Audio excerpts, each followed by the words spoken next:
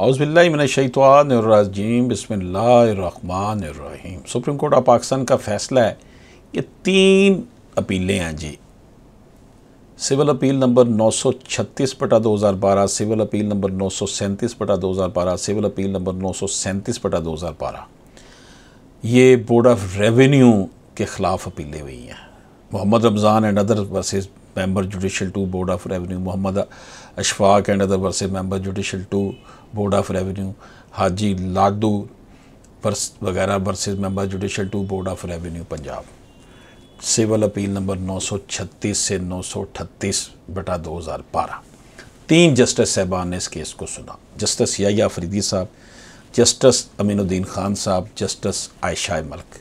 Justice Aminuddin Khan साहब civil cases के बड़े माहिर हैं, सिविल लिटिगेशन के, उनकी जजमेंट्स बड़ी लैंडमार्क होती है। उन्होंने इसका फ़ैसला लिखा है।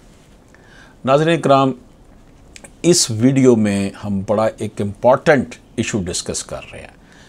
ये शामलात दे के वाले से कि whether various terms of distribution of shamlat land upon the proprietors on the basis of pro rata shares calculated on the basis of hasab rasad khewat और हिस्सा हसाब रसद खेवट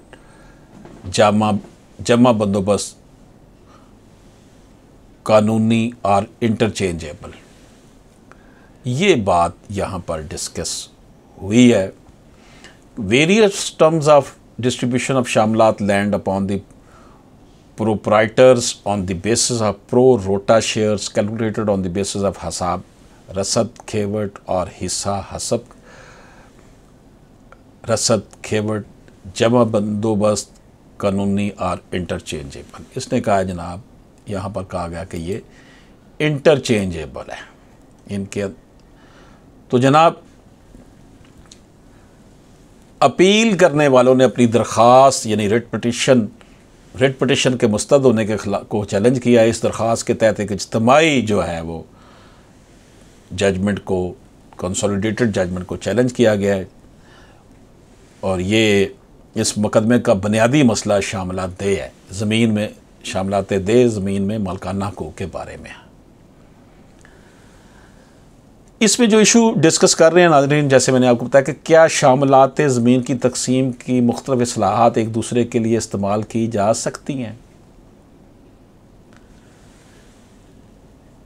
जी हाँ, शामलात ज़मीन की तकसीम के लिए इस्तेमाल होने वाली इस्लाहात जैसे हसब रसद खेवट एक दूसरे के लिए इस्तेमाल की जा सकती हैं। ये इस्तेलाहात एक दूसरे के मतबादल के तौर पर इस्तेमाल की जा सकती हैं, जैसा कि रेवेन्यू हुकाम ने फ़ैसला किया है। यानी रेवेन्यू हुकाम ने फ़ैसला किया कि दे आर इंटरचेंजेबल।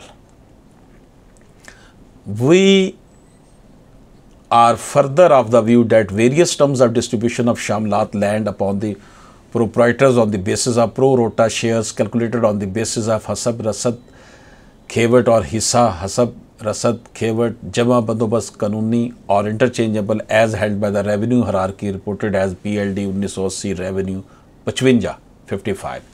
ये रेवेन्यू हरारकी ने PLD 1980 रेवेन्यू 55 में जो कहा था, PLD 1980 रेवेन्यू 55 में ये करार दिया गया कि ये जो इस्लाहात हैं ये इंटरचेंजेबल हैं।